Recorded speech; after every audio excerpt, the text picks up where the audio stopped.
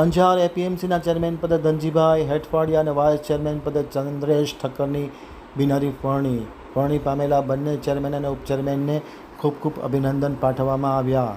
હવે જોઈએ અંજાર આમતક ન્યૂઝ બ્યુરોનો એક વિસ્તૃત અહેવાલ. અંજાર એપીએમસીના ચેરમેન પદ અને વાઇસ ચેરમેન પદની ચૂંટણી યોજાઈ હતી, જેમાં ચેરમેન પદે ધનજીભાઈ જયશંકભાઈ હેઠવાડિયા અને વાઇસ ચેરમેન પદે ચંદ્રેશભાઈ રમણીકભાઈ ઠક્કરની બિનહરીફ વરણી કરવામાં આવી હતી. વરણી થતાની સાથે તેમને ખૂબ ખૂબ શુભેચ્છા અને અભિનંદન પાઠવવામાં આવ્યા હતા.